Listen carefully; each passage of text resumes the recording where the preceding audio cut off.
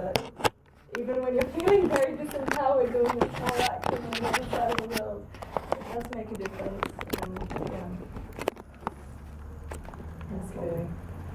I mean, I think before we go on to another question, one of the things that's coming out is the boycott, divestment and sanctions. And I think we need to start looking in terms of what we can do here. When 2014 happened, there were protests outside supermarkets, Tesco's, Sainsbury's, almost every week. Even before 2014, we in Birmingham used to have a protest outside We Sainsbury's still do. every month. No, outside Sainsbury's. Sometimes. Yeah, but over the last several months, we have not been able to do it. So I think we need to look at how we can strengthen that. We were quite strong in terms of when Veolia was there, and that was a very successful campaign. We need to lead a very similar campaign with G4S.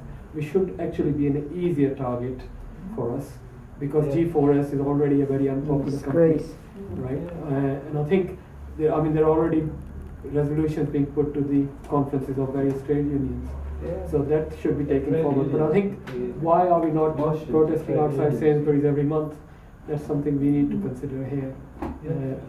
Well, everybody's welcome to join me outside Marks and Spencer's. Yes, fine. But I think every Saturday afternoon. But I think that's fine with 2 people. But we need hundreds of people doing that across the city. He's doing it on the side. And and I think with Al-Keek, what's happening to him. Why hasn't there been a vigil a couple of months ago for him? Why we just started to wake up to this? And I think with the BDS, and we are facing great problems because the government is trying to legislate to make it very difficult for us to do that in terms of organizing. I think David Cameron is on record as saying that if somebody supports Palestine, you should think he's a terrorist, and you should actually question him. The police have actually gone around asking people questions on the basis of that, where people have expressed, or school kids have expressed opinion that is pro-Palestinian. So I think we need to discuss why, our struggles have been here and how we can actually help the BDS. Does anybody else want to raise a question? I just want to try and understand something. You talked about the Israeli activists actually being quite powerful within the popular resistance in terms of what they represent. How can we approach the ordinary Israeli citizen and try to make them understand what they're actually part of by their inaction? Very difficult question. But I think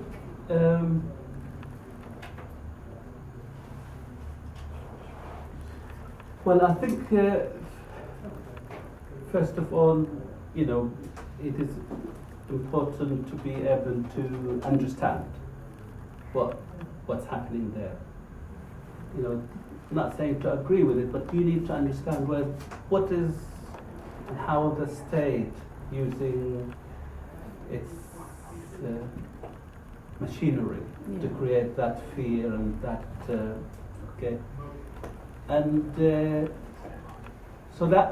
and this is require a lot of they are basically you could say we don't want to deal anything with it, and what will really influence Israel's economic pressure and international. That's one school of thought. Could be, people would think there is no need to try and achieve. I understand your question. You say there is an assumption that there is a need to reach that sector. I agree with you that there is a need to have support of pockets of within or sectors within Israeli society, because that could have some impact and some sort of tension and maybe. And I think a lot of Israeli organizations organizing tours, for example, to Hebron, Breaking the Silence, other groups,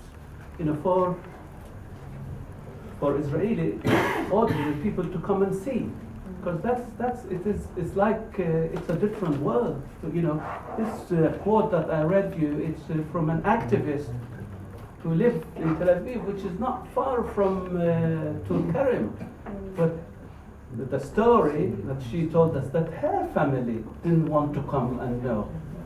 And more, she said when she was her birthday, she said to them, if you want to give me a present for my birthday, I want one condition for her husband and kids. And they said, for you to come with me to see, just to come with me to see what's happening in the West Bank. So that exposure obviously will help. That's not the only thing that's going to make the change, but it will add to what we're doing here, what we're doing in other spheres, and will, the more the people in Israel can voice position against the occupation, the government would be to take that serious. The boycott of, they try to silence this by law in Israel. If you're an Israeli and you are calling for BDS, you'll be in prison. If you say I don't want to drink the wine produced in Hebron, you would be punished. So Israel putting all the legal also obstacles. So it is, I think, the popular committees, they're also struggling with this and trying to reach more Israeli activists. They are marginalized, they are banned out because there's a smaller group and they're doing it again and again. But on the other hand, there is a new generation, young people who, activists like the anarchists against the war, Ta'ayush. So there are groups in Israel. It will take time. We as a Palestinian will influence that, obviously. The first Intifada, that's what the change happened in Israel as a result of the change that came from us as a Palestinians. I was writing something yesterday. 186 Israeli organizations were formed in 1988-89 to support Palestinians in their resistance in the first Intifada. Within like less than 4 months. And this has covered a whole, from rabbis to social workers to academics, etc., etc. And but the change, those who led the change was the Palestinians. We put the alternative. We made the discourse. We created a new reality so the Israeli public could not anymore, ignore that. And that was where there was solidarity and leadership and strategy, etc., in the first Intifada. That change obviously affected Israeli public. And at the moment, that's not happening. So that's the linkages are obviously dialectical between what's happening in Palestine and what's happening in Israel. I don't know if this has answered your question, but it's, basically I don't have a very clear recipe for it. Can I take one more question before Janet? Any views on this? Well, I'm showing my age, and so most of the people here are my age. So, do you know the young person is a much more internet connections or technology connections that are pro-Palestinian? So somebody your age or in their 20s, can they easily join some sort of internet organization?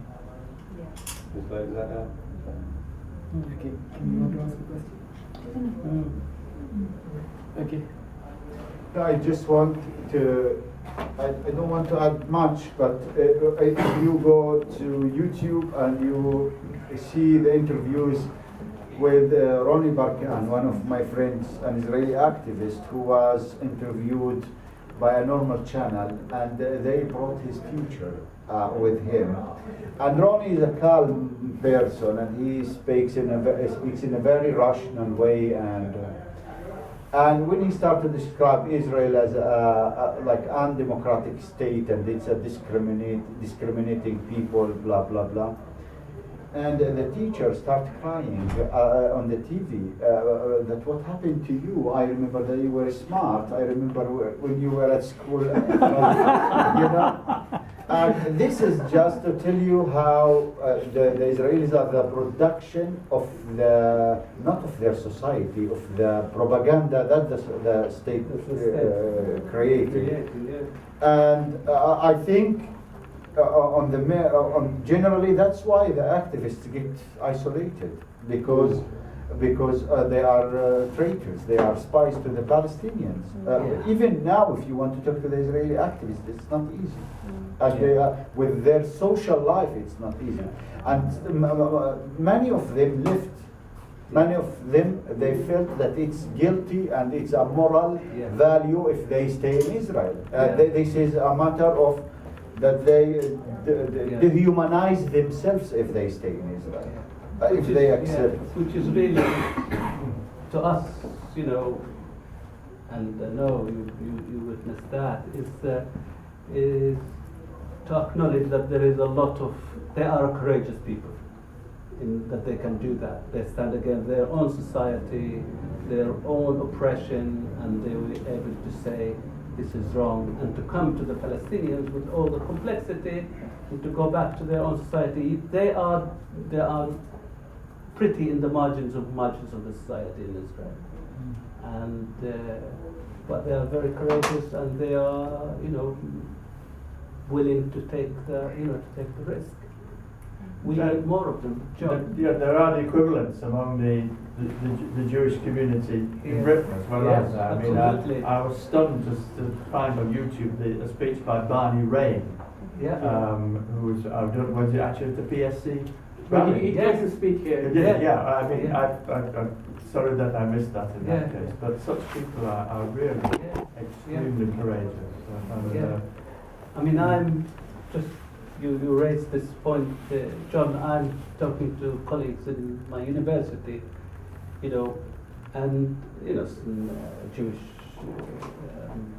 staff member who's active, and I was saying to him, for me, what also I would be interested is, and you know, please connect me if anybody have here, please do, to be able to hold such a discussions within the Jewish community here, because they become the, you know, Israel is thriving on, you know, letting this community become the, you know, totally connected to their propaganda and discourse, which is not true to, you know, and our role is to be able to, you know, to speak and to communicate with the Jewish community here, which is largely liberal history and tradition.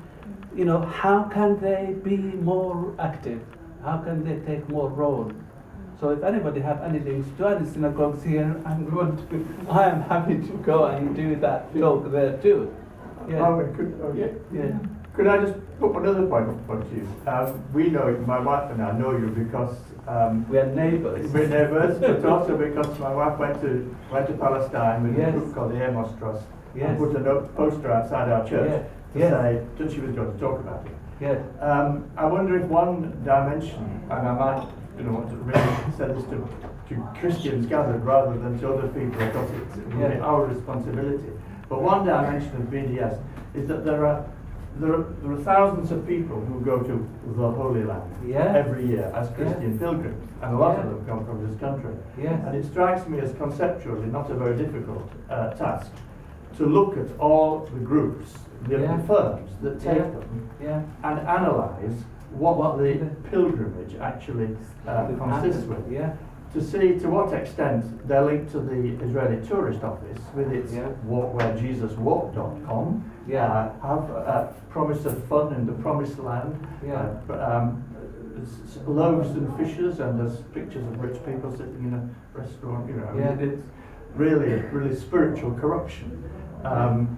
offer you a baptismal experience in the River Jordan with a certificate signed by the Israeli Tourist Office. I mean, you couldn't make it up.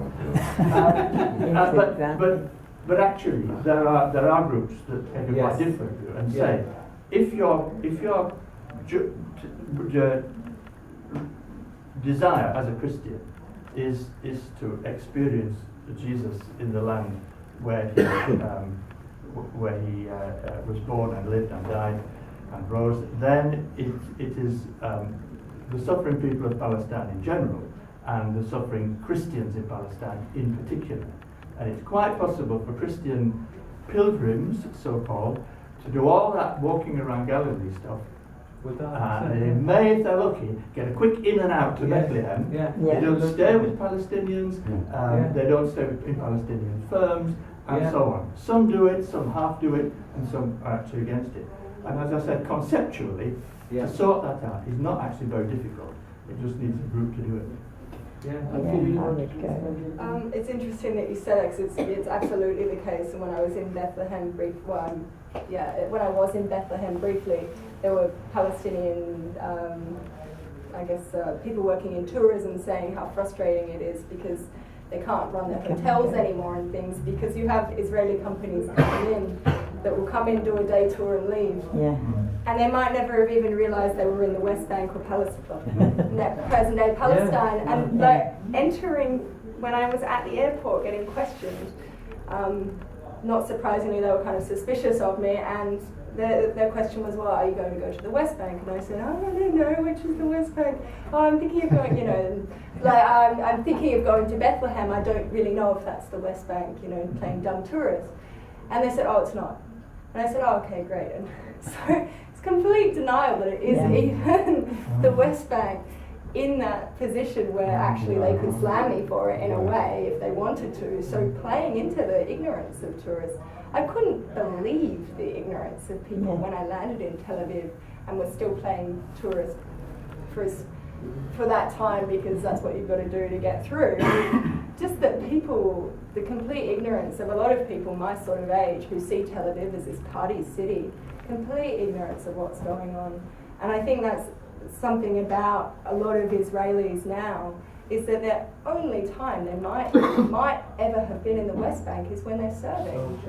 It's when they're soldiers. They're not going to meet a Palestinian other than when they're checking their ID or shooting at them in a demonstration. They never have the human element, and that's being reduced more and more and more as the decades have gone on with the wall, with the permit systems. I'm mindful of the time, and I think we've got to get something sorted in terms of what we're going to do here. So I've got Bert who's going to ask a question. Thanks. I'd be interested to hear what the panel would think about the so-called creeping annexation. The over 500,000 Israeli settlers who have made their homes in the West Bank, and what can be done about that in the long run. Could you quickly answer this question? That is, I would leave it for, I have what to say about it, but it is this is one of the sticking points in the whole process, and the number of settlers is increasing. I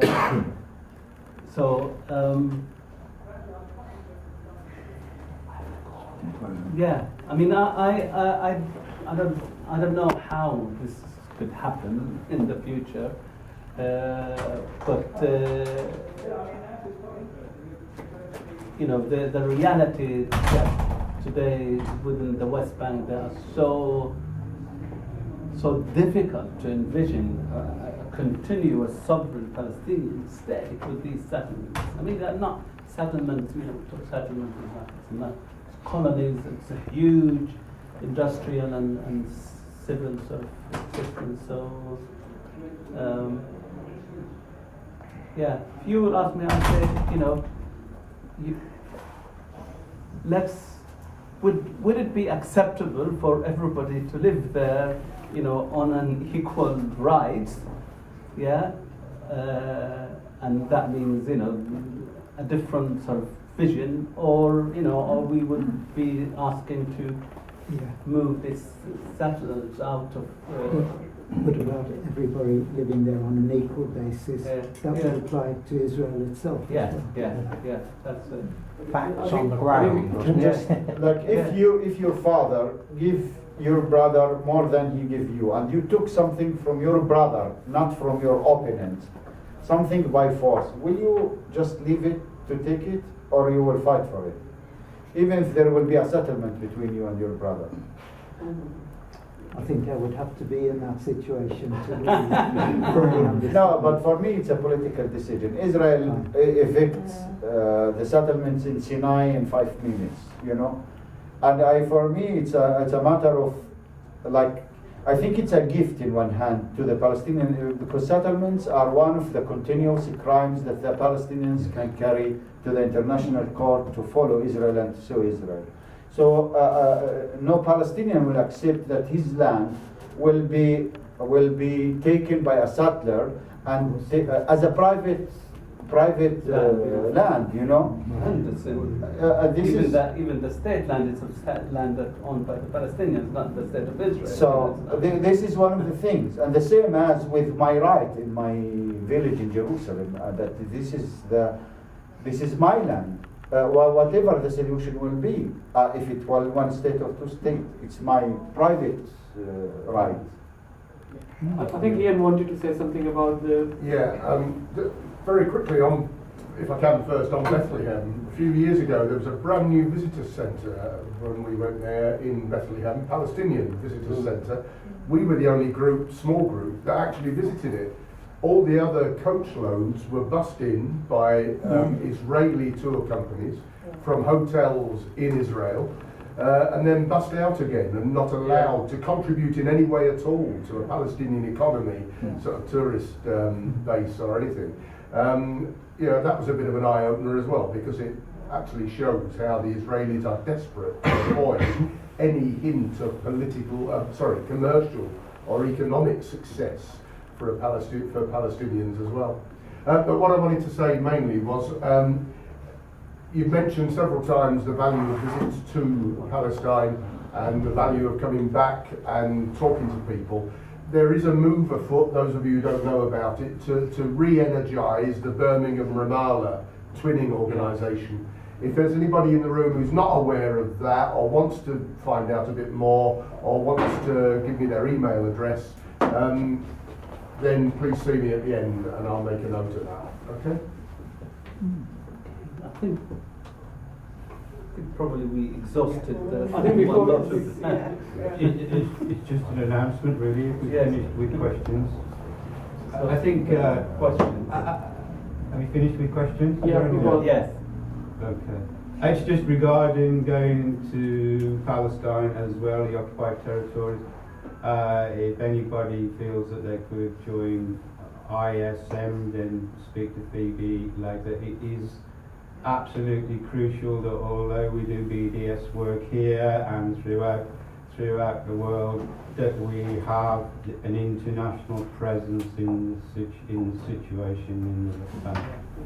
I think before we finish the meeting, I'd like to have some kind of people indicating, because we need to build a strong organization which is supporting Palestine, proper solidarity movement, and part of that is the BDS and everything else. But how many of you would be willing to attend regular meetings to help us organize events in the city and across the West Midlands? Our implication is. Participating in quite a lot of them. We do. Well, I think if you are already not receiving newsletters on a weekly basis from the West Midlands PSC, go to our website and register your email. You'll get a notification. We normally meet on the second Tuesday of every month. So the next meeting in March would be on the second Tuesday. And if there are enough people interested, then we will actually book a room here, because it costs us money to do so. So that's why I'm asking for an indication. If you register your names, you will get a notification from us. And next meeting most probably would be held here, but we will tell you on the email list. There is going to be a vigil after this at 5 o'clock outside Waterstones, so please join us. There's going to be a vigil hopefully next Saturday as well. Is it 3 o'clock? We've got 3 o'clock on the website. We've got 3 o'clock on the website, but visit our website and the Facebook to confirm the time, because the situation with Al-Cake is changing on a daily basis, so we don't know what's going to happen. Time may change and everything else. And thank you very much for attending, and thank you.